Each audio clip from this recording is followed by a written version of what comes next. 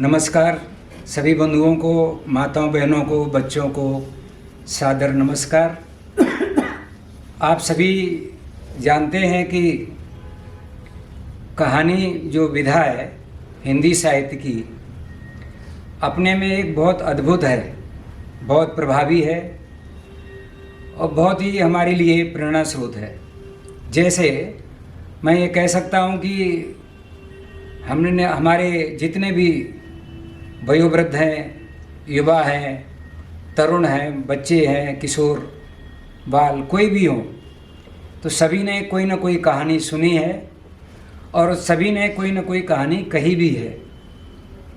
कहानी विधा महापुरुषों के जीवन के अनुभव, उनका अपना जो ज्ञान है, उनका व्यावहारिक पक्ष है, ये सब प्रकार से अनेक चीज़ें कहानी के माध्यम से हमारे जीवन से जुड़ जाता है। सभी ने ये सुना होगा कि जीजा माता ने और शिवाजी को अच्छी अच्छी कहानियाँ सुनाई, रामायण महाभारत की कहानी सुनाई, जिसके कारण वो आगे चलकर छत्रपति शिवाजी महाराज के नाम से जाने गए। ऐसे अनेक उदाहरण हैं।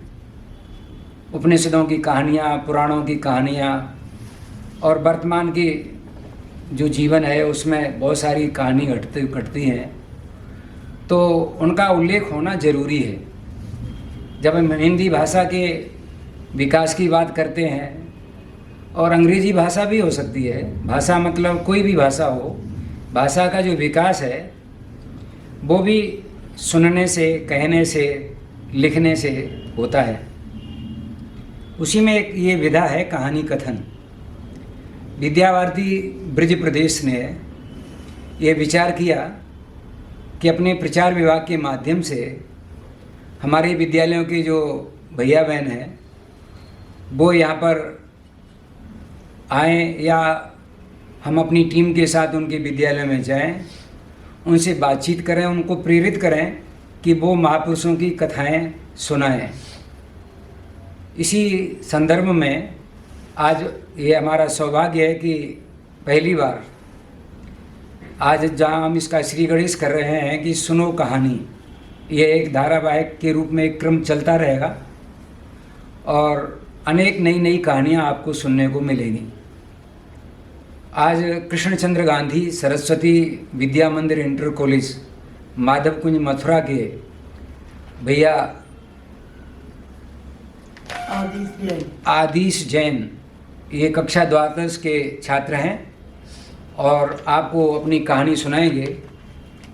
तो भैया आदिश जैन, सबसे पहले तो ये जो प्रचार विभाग है उसमें आपका स्वागत है और आप अच्छी कहानी सुनाएंगे और मैं समझता हूँ कि ये कहानी का क्रम आपके जीवन में जुड़ना चाहिए और लगातार महापुरुषों की कहानियाँ सुनाएं, तो ये एक बहुत अच्छा आपका भाषा संबंधी विकास होगा और जो जीवन मूल्य हैं वो भी निरंतर आगे बढ़ेंगे। तो मैं आपको आमंत्रित करता हूं कि आप अपनी कहानी हम सभी के समक्ष प्रस्तुत करें। सभी को मेरा नमस्कार।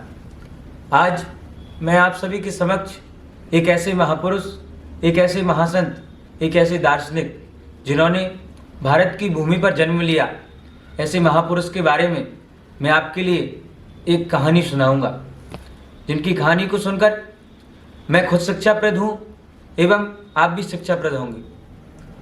एक समय की बात है जब स्वामी विवेकानंद जी अपने आश्रम में थे और एक सज्जन व्यक्ति बाहर से उनके पास आया और बाहर उसने सूचना दी कि मैं स्वामी जी से मिलना चाहता हूँ, मैं उनसे मिलने का इच्छुक हूँ। तो व्यक्ति अंदर गया और उसने कहा कि स्वामी जी, आपसे मिलने के लिए एक सज्जन व्यक्ति आया हुआ है। तो स्वामी जी ने कहा ठीक है, उसको अंदर आने दीजिए। स्वामी जी उस समय विश्राम कर रहे थे, वे उठे और उन्होंने कहा कि आपकी क्या समस्या है, मैं आपकी समस्या का किस प्रकार से निवारण कर सकता हूँ।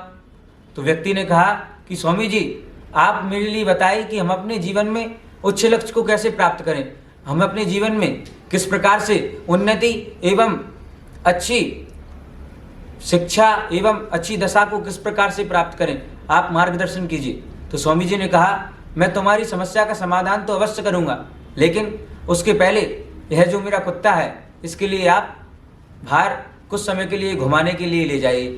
तो वह व्यक्ति ने कहा ठीक है, मैं घुमाने ले जाता हूँ। व्यक्ति उस कुत्ते को लेकर बाहर घुमाने के लिए ले जाता है और कुछ दूर जाकर वह कुत्ते को वापस लेके आता है। व्यक्ति तो सीधा सीधा चल रहा था, किंतु जो कुत्ता था वह कहीं इस ओर कहीं उस ओर, कहीं इस ओर कहीं उस ओर होके वापस आ रहा था, क्योंकि जानवरों का तो स्वभाव है। जब जैसे ही वो वापस आए तो स्वामी विवेकानंद जी ने एक चीज को गौर किया। उन्होंने देखा जो व्यक्ति आया है वह तो बिल्कुल सही है, उसकी श्वास भी सही चल रही है, लेकिन जो कुत्ता है वह बहुत हाँफ रहा है। तो स्वामी जी ने पूछा कि आपने कुत्ते को अधिक दौड़ाया था या अधिक चलवाया जिससे कि वह इतना हाँफ रहा है? कि नहीं स्वामी जी, आपका कुत्ता तो, मैं तो सीधे सीधे रास्ते पर जा रहा था, लेकिन किंतु आपका जो कुत्ता है वह कहीं इस ओर कहीं उस ओर, वह सीधा चल ही नहीं रहा था। तो स्वामी जी ने कहा कि इसी बात में आपकी समस्या का समाधान छुपा हुआ है। तो उसने कहा कि स्वामी जी मेरे को समझ में नहीं आया, कृपया आप स्पष्ट रूप से समझाइए। तो स्वामी जी ने कहा कि जिस प्रकार यह कुत्ता टेढ़ा मेढ़ा चल रहा था तो वह थक गया, और आप सीधे चल रहे थे तो नहीं थक पाए, उसी प्रकार इस जीवन में है। अगर व्यक्ति किसी लक्ष्य के लिए वह अपने मन में एकाग्रता कर ले तो वह उस लक्ष्य में कभी भी पीछे नहीं हट सकता। उसी प्रकार आप भी अपने जीवन में किसी एक लक्ष्य का निर्धारण कीजिए जिससे कि जीवन में आगे उन्नति को प्राप्त करें। और स्वामी जी ने कहा कि अगर आप अपने जीवन में एक लक्ष्य को प्राप्त कर लेंगे, आप अपने जीवन में एक निर्धारण कर लेंगे कि हमें इस लक्ष्य की प्राप्ति करना है, तो आपको वह लक्ष्य स्वतः ही प्राप्त होगा। अत्यधिक परिश्रम ना करने पर आप अच्छे लक्ष्य को प्राप्त कर सकते हैं। स्वामी जी ने कहा कि उठो, बढ़ो और तब तक मत रुको जब तक कि आपको लिए आपकी लक्ष्य की प्राप्ति न हो जाए। धन्यवाद। जय हिंद, जय भारत। अभी आपने ये एक संस्मरण, एक बोध कथा के माध्यम से सुना। स्वामी जी ने कहा कि उठो, बढ़ो या उठो और जागो, लक्ष्य प्राप्त किए बिना मत रुको। ये एक हमें दिशा देता है कि हम परिश्रम करें तो निश्चित लक्ष्य बना करके करें, तो इससे हमें निरंतर आगे बढ़ने की प्रेरणा मिलेगी। कम परिश्रम में अधिक लक्ष्य, अच्छा लक्ष्य हम प्राप्त कर सकते हैं। धन्यवाद आप सभी।